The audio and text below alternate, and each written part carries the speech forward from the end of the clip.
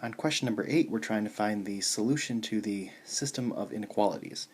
So we're given two inequalities here, and we need to graph them both. So my first step is to isolate for y in both of these. So I'm going to subtract x from both sides,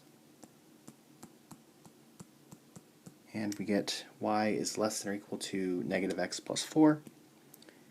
And because this is less than or equal to, we are shading below. 4x minus 2y is less than 6 is our second inequality. I want to subtract 4x from both sides.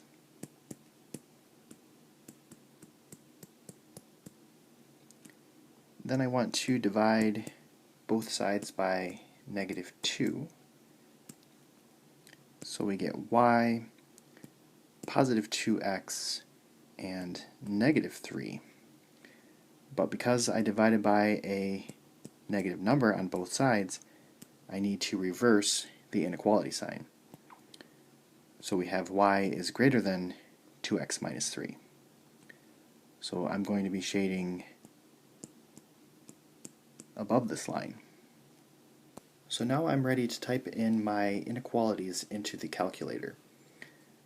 So I'm going to press y equals and type in negative x plus 4 into y1 and 2x minus 3 into y2. And then I want to move the cursor all the way to the left onto the line symbols. And I want to scroll through all of the options until my y1 is a lower triangle and my y2 is an upper triangle, because I'm trying to shade below negative x plus 4 and I'm trying to shade above 2x minus 3.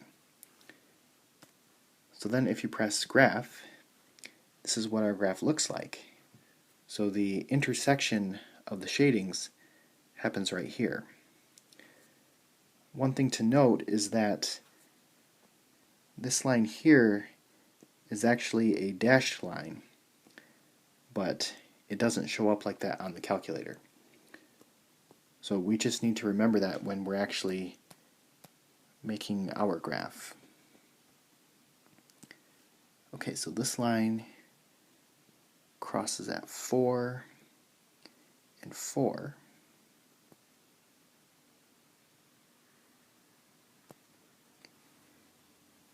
And then this line crosses at negative 3 and crosses a little bit to the left of 2. And this was a dashed line.